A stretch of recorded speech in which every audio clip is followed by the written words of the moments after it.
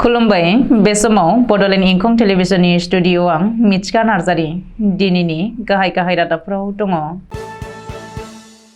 मिरुनि नखर मन्थ्रि फैगोनखौ नोजोर होनानै गुवाहाटी पुलिसा ट्राफिक बिथोन जारि खालामदों। हान्थियारिखौ सोबानानै सासे रेलवे टिटिइआ सासपेन्ड जादों। राहुल गान्धी आरो केबि बाइजोनि हेंथायै आसाम पुलिसा एफआइआर होदों। गुजरातआव नाव जाब्रथाय सा 14नि जिउ खहा।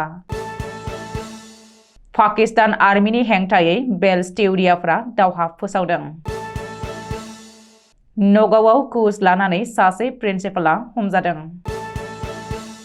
दानिया फैदोनि आबुं रादाबाव।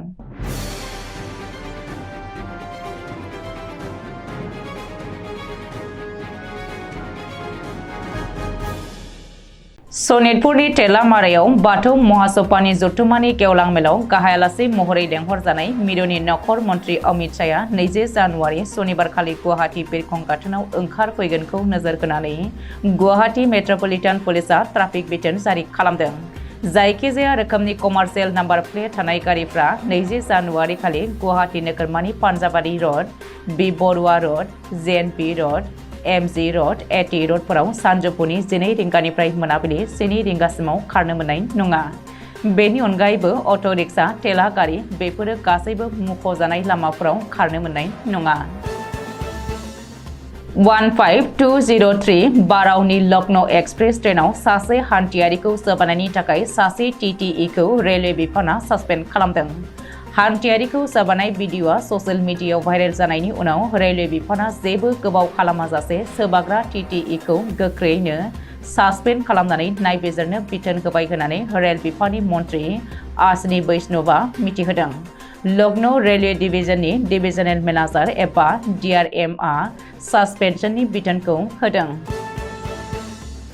कांग्रेसनि भारत जोड़ो न्याय यात्रानि समाव बृहस्पतिबारखालि बिथोन बायदियै जरहाट टाउनाव लामाखौ बाहायैनि थाखाय सानै कंग्रेस दैदेनगिरि फारियै राहुल गान्धी आरो केबि बाइजोनि हेंथायै पुलिसा एफआइआर होदों।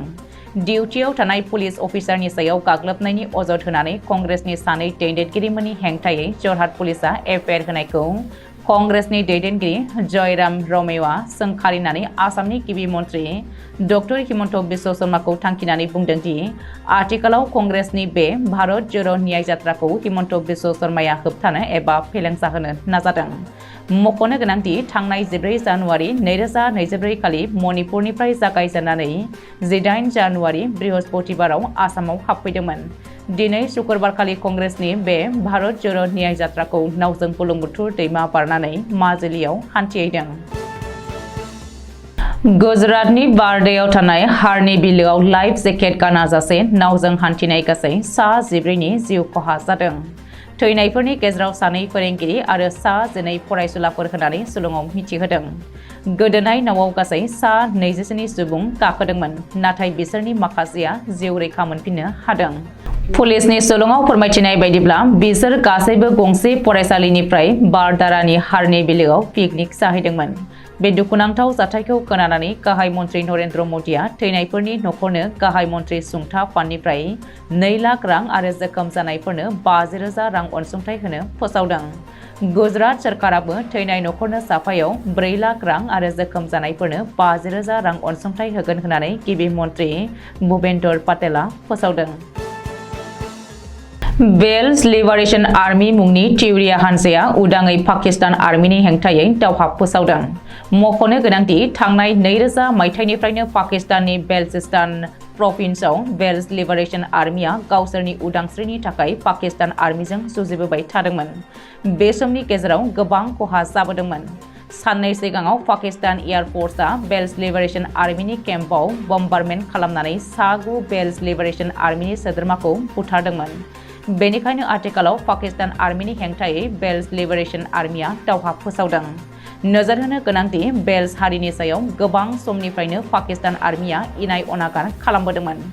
बेनिखायनो बेल्स हारिया पाकिस्तान हादरजों थाफानो गोसो गैया, जायनि जाहोनाव बेल्स ट्राइबेलफोरा दावहा नांबोदों पाकिस्तान आर्मिनि हेंथायै।